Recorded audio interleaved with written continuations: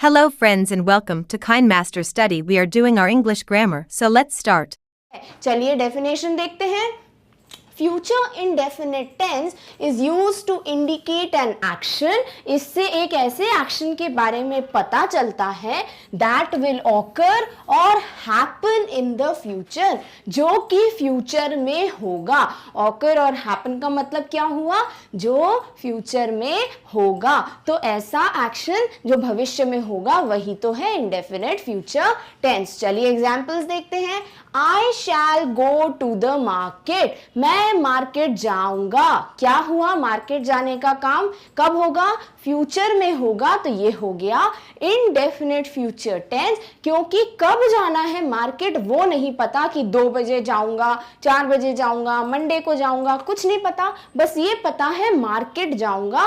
तो ये हो जाता है इनडेफिनिट फ्यूचर टेंस. चलिए next example. They will dance in the party. वो पार्टी में डांस करेंगे. तो कब करेंगे? फ्यूचर में करेंगे. पार्टी कब है पता चला क्या?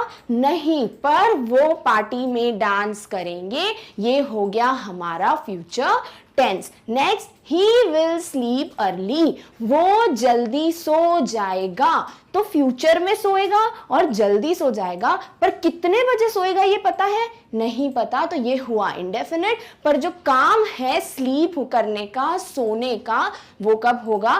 फ्यूचर में. तो ये हो गया indefinite future tense. Next is you will ask questions. आप जो हो क्वेश्चंस पूछोगे. जब आप ये टेंस पढ़ चुके होगे तो आप क्वेश्चंस पूछोगे. तो क्वेश्चंस पूछने का काम कब होगा? फ्यूचर में होगा. तो ये क्या हुआ? Indefinite future tense. तो हमें जो है मीनिंग समझ आ गया कि इस टेंस का मतलब क्या होता है. चलिए अब देखते हैं कि इसको हम यूज कहां करते हैं.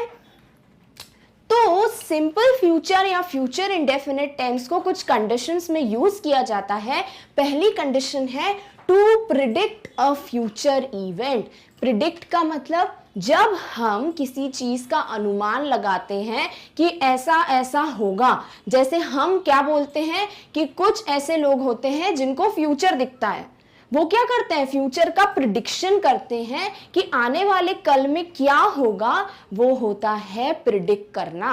तो यहाँ पर हम इस टेंस का यूज इसीलिए कर रहे हैं क्योंकि जब किसी चीज का अनुमान लगाओगे कि ऐसा ऐसा होगा तो वो फ्यूचर की ही बात हो रही है. तो जब भी हम प्रिडिक्शन करते हैं फ्यूचर इवेंट्स के बारे में तो हम इनडेफिनिट फ्यूचर टेंस का यूज करते हैं. जैसे India will win the match.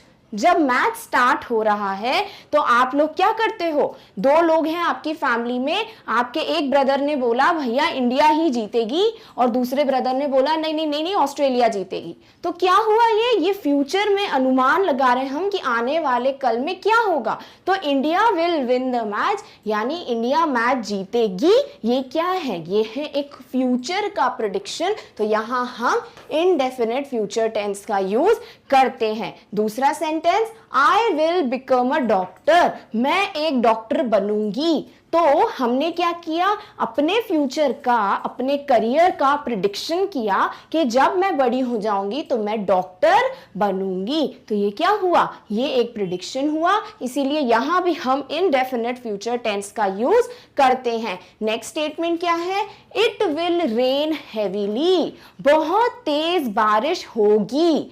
तो फ्यूचर की बात कर रहे हैं कि फ्यूचर में भैया बहुत तेज बारिश होगी. कुछ लोग होते हैं ना जो मौसम देखते हैं उनको लगता है देखना 1-2 दिन में बारिश होना स्टार्ट हो जाएगी. तो ये क्या होता है कि हम अनुमान लगाते हैं कि कुछ टाइम के बाद बारिश होना स्टार्ट हो जाएगी और बहुत जोर से बारिश होगी. It will rain heavily. तो यहां भी हम प्रिडिक्शन कर रहे हैं. तो ये क्या हुआ? ये हुआ इनडेफिनिट फ्यूचर टेंस. चलिए फर्स्ट कंडीशन क्लियर है. सेकंड कंडीशन जहां इसका यूज होता है वो क्या है?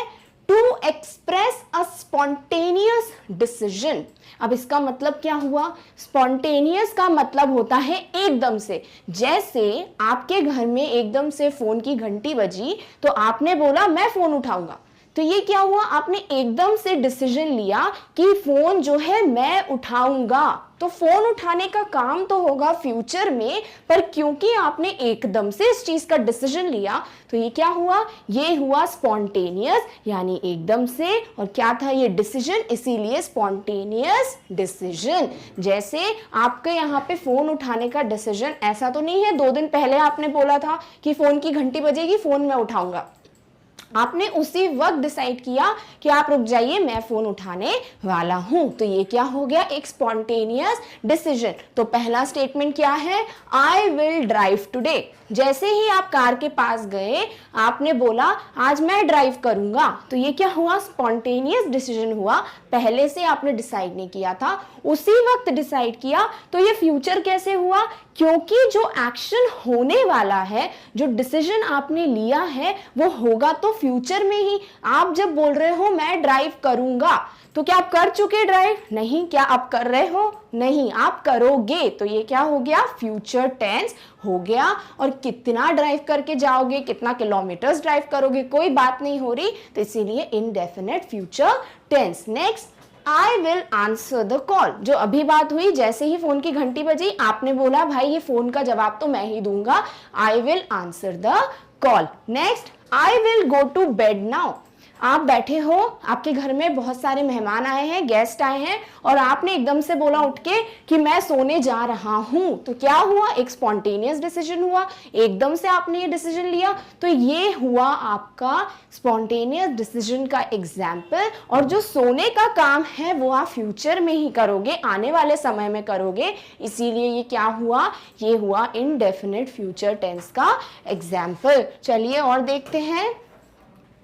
नेक्स्ट कंडीशन है to express willingness and unwillingness. अब ये क्या है, जब हम किसी चीज से रजामंदी करते हैं, यानी हामी भरते हैं कि हाँ मैं ऐसा करूंगा, वो क्या हुआ कि हम विलिंग है उस चीज को करने के लिए, वो हमारी विलिंगनेस हुई, यानी करने की इच्छा है। और उसी का उल्टा कोई काम नहीं करना आपको, तो नहीं करने की इच्छा हो गई अनविलिंगनेस। तो जब हम किसी भी सेंटेंस में ये बताते हैं कि ये काम करने में मेरी मर्जी है, तो वो हो गई मेरी विलिंगनेस, और इस काम को करने में मेरी मर्जी नहीं है, वो हो गया अनविलिंगनेस। और यही चीज अगर आप दूसरे के लिए बता रहे हो कि उसका मन नहीं है कि वो मेरे लिए नई ड्रेस खरीदे, तो क्या हुआ, आप उसकी अनविलिंगनेस बता रहे हो, उसको ड्रेस नहीं खरीदना, तो उसकी unwillingness to not buy a dress for you, यानी आप किसी और की बात कर रहे हो, उसको मुझे ड्रेस लेके नहीं देनी है,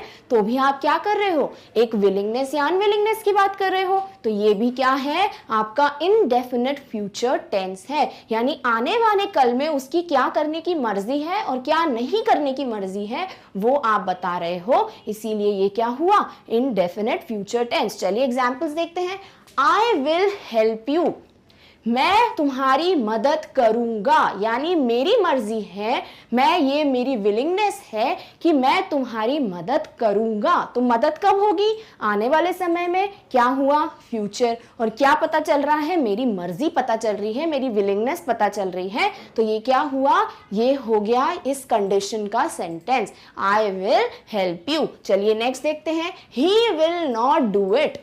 हम 3 लोग डिस्कस कर रहे हैं, एक ने बोला भाई वो ऐसा कर लेगा, ये काम कर लेगा, तो मैंने बोला no no no, he will not do it, वो ये काम नहीं करेगा। तो मैंने उसकी ना करने की मर्जी, उसकी मर्जी नहीं है कि मैं ये काम नहीं करूंगा, वो मैंने बताया। तो यहाँ पर अनविलिंगनेस पता चली, और ये काम फ्यूचर की बात हो रही है कि वो ये काम नहीं करेगा, तो इसीलिए हो गया future tense. Next sentence, my brother will buy a car for me. मेरा भाई मेरे लिए कार खरीदेगा, यानी कार खरीदने का काम होगा फ्यूचर में। और यहाँ पर मेरे भाई की विलिंगनेस पता चल रही है, उसकी मर्जी पता चल रही है कि वो मेरे लिए नई कार खरीदने वाला है। तो कब खरीदेगा, फ्यूचर में। और पता क्या चला, मर्जी। तो ये क्या हो गया, इनडेफिनेट फ्यूचर टेंस। तो हमें क्लियर हो गई कौन कौन सी कंडीशंस है जहां पर हम इनडेफिनेट फ्यूचर टेंस को देख सकते हैं।